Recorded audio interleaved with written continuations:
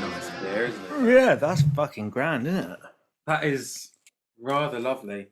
What is it? That's smooth, isn't it? Good evening, ladies and gentlemen. Welcome to Top of the Hops, the podcast where we have some beers and some tunes for our ears. And Yes. my name's Stu. His name's Dan. I'm Dan. We've just cracked open. It's a Beavertown Bloody Ell. Bloody hell. Blood Orange IPA. 5.5%. Good way to quite start nice. our evening. Yeah. We've still got to make dinner after this. Yeah. What are we having? I don't know. I got something in the freezer. Who knows? Who knows? The future's ours. The future's orange, like this can. I do like the can.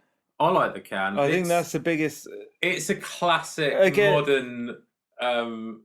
modern craft beer can. This imagery. If you're following us on Instagram at @topofthehops_pod, you'll see a picture of Beavertown Bloody Hell Blood Orange, and it is. You see all this kind of stuff in the It's shops. perfectly distressed. Perfectly. Like, yeah, it's just perfect. It reminds me of David Firth. Yeah. Oh, it's full of keys. It's all full of keys. It's very much like if you're not familiar with David Firth. If you're not, he does, then now you know. Not for the faint-hearted, very obscure, very graphic animated short films, and yeah, this is reminding me of that. Really, it's quite borderline grotesque, but in an accessible way. Yeah. Like I say, you shop with your eyes. You do. So you picked this one, Dan. I did, yeah. Did you shop with your eyes for this one? I did, because I've never had it before. Mm-hmm. But I looked at the can. And what did you say to yourself? I went, oh, I like the distressing look. You do? Well, to be fair as well, on another note, I love anything from Beavertown, to be honest. They are a solidly good company. They're never going to let you down, really, are they? Yeah, where are they from, Beavertown? I don't know, but Beavertown, if you want to send us some beers, or in fact, Beavertown especially, send us an email. Yeah. Top of the Hops podcast @gmail.com. There you go. Send us an email to there, and we can drink more of your beers and talk about them, really. Mm-hmm. And especially the cans, because I love the cans. I like the cans. They're very arty. They're an art piece. Which is what they sell themselves on. But luckily, the beer is also very tasty. You know, it's refreshing. It's kind of, this is episode 4 now of this pod, and we've had a lot of beers, and this one is. Last week we did Lagunitas, which we said was quite a all-rounder. It's an all-rounder beer, yeah. And I feel like this fits into that category as well, but it does. It's on the fruity side. It's on the juicy side. It fits into that category, but it's still very well blended. Yeah, it's still fruity. It's still everything nice. Everything nice. On first sips, I can't. Nothing's standing out at me. It's just all blended so well. Have we got any heavenly taste? Have we got any notes on the can? I'm just trying to look. It says drink fresh, do not age. I mean, that's a good kind of rule for beer, really, isn't it? Brewed in London, 5.5%. That's a good. You know what? They haven't got any spiel on the can. It just says Blood Orange IPA. And it lets I mean, I may be biased because I like Beavertown. To me, is like an uptownish sort of brand. Yeah, and I may be biased in saying anything they do is pretty decent. Yeah, but at the same time, it's true. Is it biased though, or is it just from what you've experienced? Yeah, you're never let down by a Beavertown beer. I'm a builder at heart. If I find the tool that does the job, then the tool does the job. Yeah, that brand of tool does it. So there's nothing more than that. This one just does it, really. The reason I picked this specific one, Bloody Hell, like I've not tried this one before specifically, but I just know bloody Beavertown always got a good thing going, Yeah. Is there like a go-to Beavertown that you've had before? That I love the. Is it Ray Bean? Ray. Ray gun. Yeah, maybe. Piston oil. Is that Beavertown as well? Neck oil. Neck oil. That's Neck it. oil. Yeah, that's yeah, the one. that's peace. But yeah, I haven't had this one. I don't know if I've seen it actually. Feels I a don't lot- recognise it. It is a lot more fruity than the rest. It's interesting. It hasn't got any tasting notes, but there's definitely orange in there.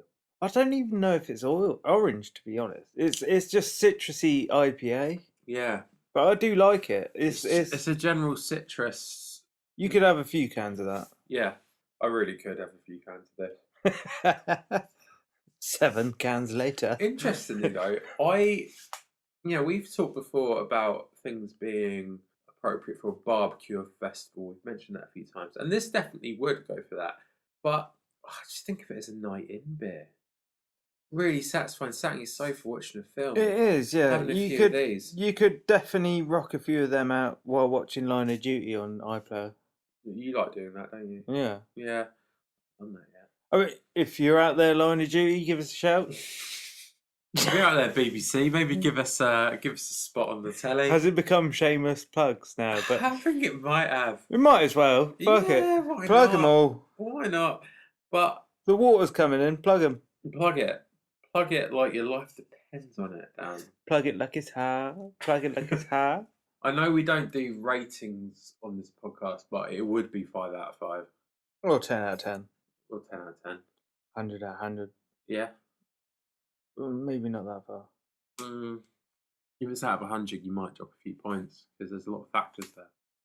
There's more. But 90 is a good score. Yeah. Yeah, being the 90-something%. Yeah. Yeah.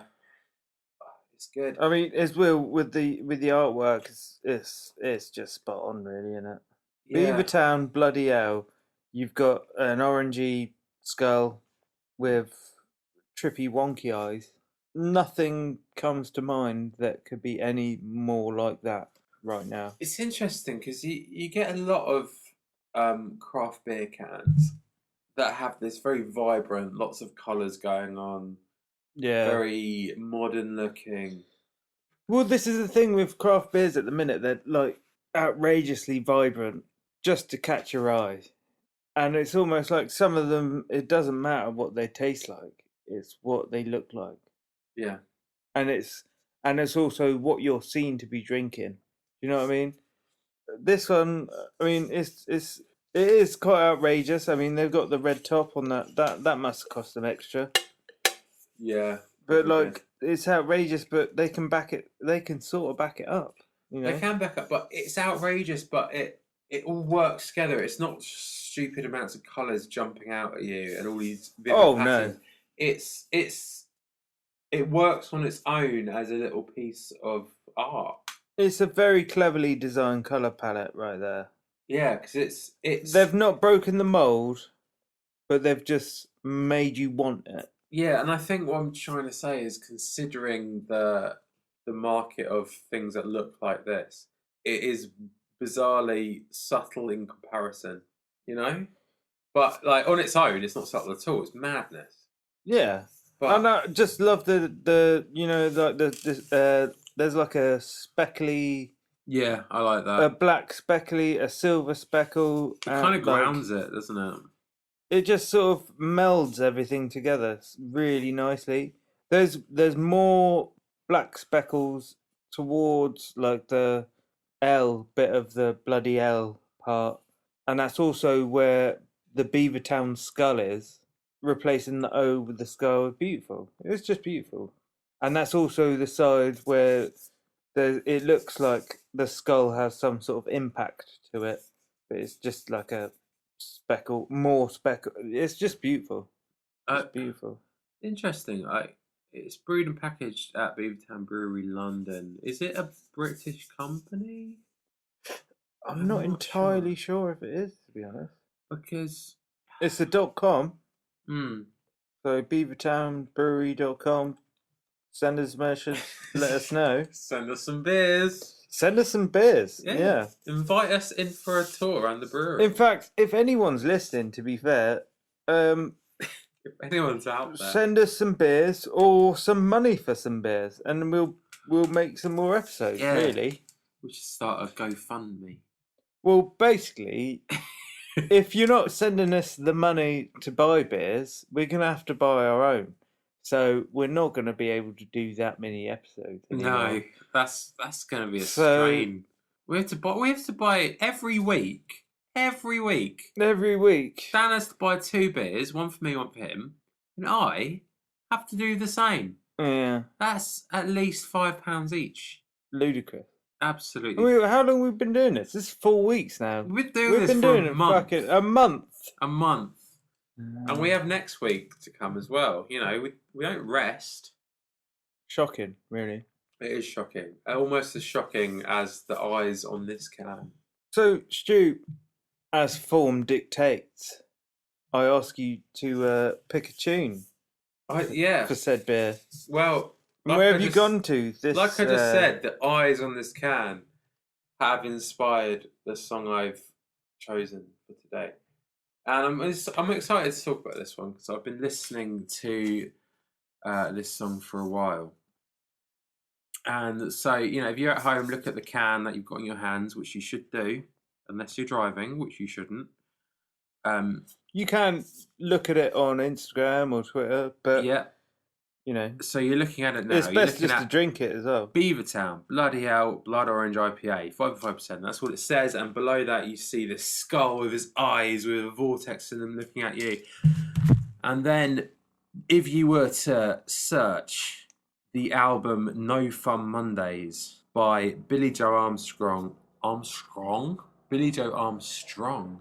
from Green Day, you'll see a very similar image. Oh yeah, the eyes, yeah. He is on the front cover, and it's a very orange and red and yellow photo, and his eyes are all spirally, like this can. So I've been listening to this album for a while, and it came out last year or this year, I'm not quite sure, can't remember. But so when the lockdown in the UK started, and presumably in America as well, because that's where he lives, Billie Joe Armstrong from Green Day did a series of covers, and he uploaded them to Spotify and YouTube and whatnot. Just him at home in his home studio doing a load of covers, and now he's brought them out as an album.